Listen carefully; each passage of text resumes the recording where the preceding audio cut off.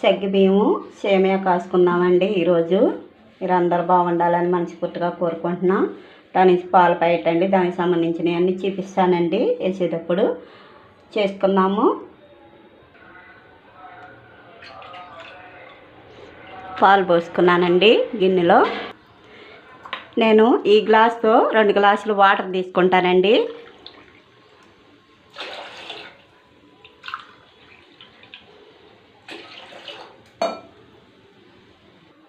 మనం నానబెట్టుకున్నాం కదా, సగ్గుబియ్యం వేసుకున్నాం. పాలతో పాటు ఉడుకుతాయండి. ఒక్కసారి తిప్పుకుందాం.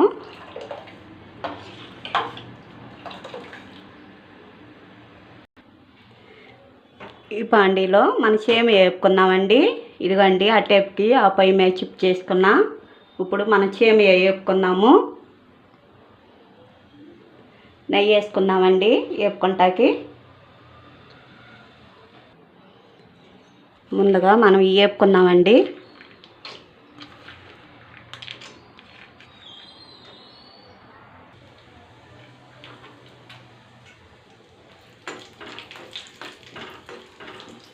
నెయ్యి తీసుకున్నామండి. ఇక్కడ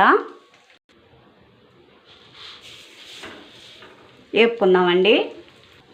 నెయ్యండి తీసుకున్నాం. బెల్లము కరవ పెట్టుకున్నామండి. నేను ఈ గిన్నె తీసుకున్నా. దీంట్లో వేసుకుంటా. ఒక కప్పుడండి బెల్లం.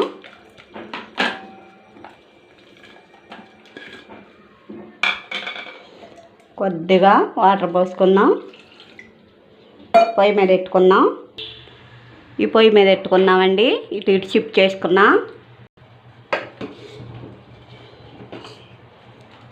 ఉడికినాయండి, చక్కగా ఉడికినాయి. చూడండి, ఇగో ఉడికినాయండి. మనం ఇప్పుడు సగ్గుబియ్యం వేసుకున్నాం, సేమియా వేసుకున్నామండి. సేమియా అనుకోకుండా సగ్గుబియ్యం అన్నానండి. సారీ అండి, గమ్మున వచ్చేసింది. కాసేపు ఉడకనిద్దాము. బెల్లం కరిగిందండి, చల్లారాలి. మనము వడబోసుకోవాలి. మళ్ళీ దీంట్లో ఏమన్నా రాళ్ళు అవన్నీ ఉంటాయి. పాయసం కాడ ఉడికిందండి. చూడండి ఎంత బాగుందో. మనము పొయ్యి ఆఫ్ చేసుకుని బెల్లము పాకం వేసుకుందామండి. పాకం వేసుకుందామండి. ఇట్లా వడపోసుకోవాలి.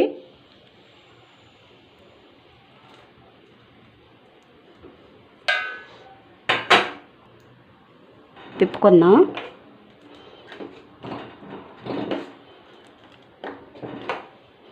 యాలక్కాయలు పొడి వేసుకున్నామండి.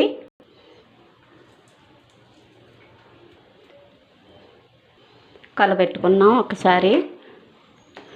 ఇప్పుడు పొయ్యి బంద్ చేద్దామండి.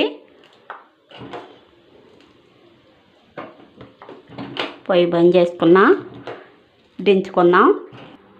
ఇదండి సేమియా సగ్గుబియ్యం బెల్లం పాయసం అండి. చాలా బాగుంటుంది. మా అబ్బాయికి అయితే చాలా ఇష్టం అండి ఈ పాయసం అంటే. సూపర్గా ఉంటుంది. ఇప్పుడు మనము ఇవన్నీ వేపుకున్నాం కదా, వేసుకున్నాం. జీడిపప్పు, బాదం పప్పు, కిస్మిస్ అన్నీ వేసుకున్నామండి. సూపర్గా ఉంటుందండి. ఇట్లా చూడండి ఎంత బాగుందో.